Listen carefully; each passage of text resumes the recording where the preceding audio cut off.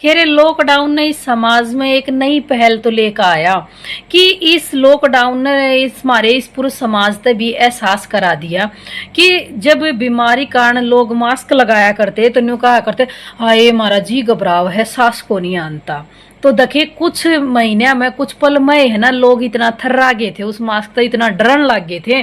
तो देखिए या औरत जात या कद ते इस घूंघट में है आक दखे रे दो मन के बरोटे सिर के ऊपर और गोदी में बालक और देखे ऊपर ते यो घूंघट और ऊपर ते बरसे राम और नीचे वो चीकनी माठी और उसको ऊपर भी या करके और अपनी जिम्मेदारियां का सदियां ते या औरत निर्वाह करती आ रही है। आक देखे बैठे हो सामने 5 देवर जेठ कोई सुसरा बैठा हो और वह न्यूमू करके गर्मी में और चाहे उसने दिखता ना हो फिर भी वह चूल्हे के आग का आगे बैठ कर उन्हें पकवान बना कर दे है और वो पकवान बहुत स्वादिष्ट है। किन किन चीजा ते मैं उस नारी की स्थिति का वर्णन करूं जो सदियां तक वह उस पीड़ा ने झेलती आ रही है फिर भी उसने कदे उस चीज का विरोध ना करा। लेकिन ये कुप्रथा थी। आज हमारा समाज है शिक्षित है उसकी तरफ बढ़ रहा है और आज मैं यह बात क्यों कह रही हूँ सुनो। बहुत ही सराहनीय कदम उठाया गया है और आज औरत की पीड़ा को समझा गया है।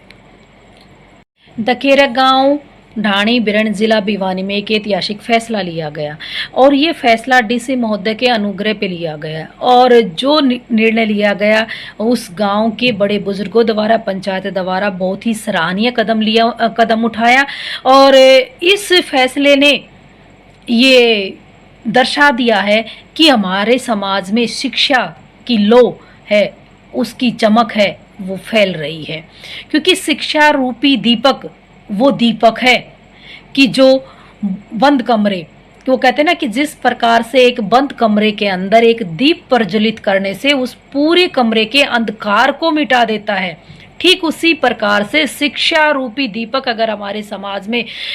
वो जगमगाता है तो निश्चय ही हमारे समाज से कुप्रथाओं और अपराध बहुत सारी चीजें हैं वो खत्म हो जाएंगी और ये एक अच्छी दिशा की तरफ ले जाने वाला फैसला है। समाज में हो रहे बदलाव को दर्शा रहा है ये फैसला। सही मायने में हमारा समाज शिक्षा को ग्रहण कर रहा है और एक शिक्षित समाज की श्रेणी में आगे बढ़ रहा है और ऐसे ही फैसले डीसी महोदय जो भी आज भी समाज में कार्यरत हैं बड़े बुजुर्ग हैं या जो भी सम्मानीय पद पर जो भी इंसान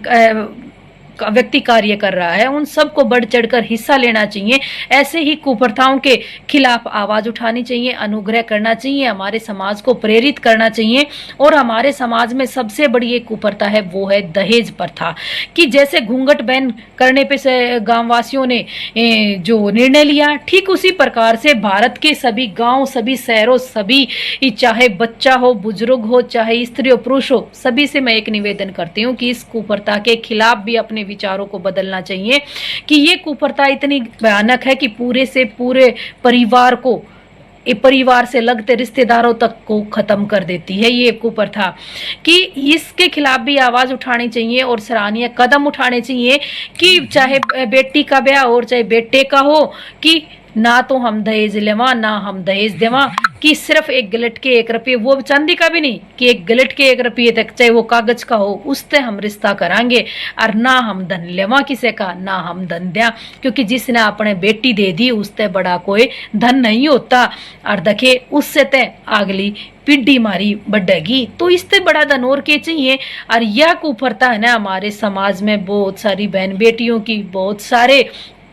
परिवारों की जिंदगी छीन ली है और कई बार तो इस कुप्रथा के कारण कई छोरी है ना नाजायज फायदा उठा के किसी लड़के ने उसके परिवार ने भी उसका भी शोषण करे हैं। तो इन कुप्रथाओं के खिलाफ भी अच्छे डिसीजन लेने चाहिए और समाज ने एक नई पहल करनी चाहिए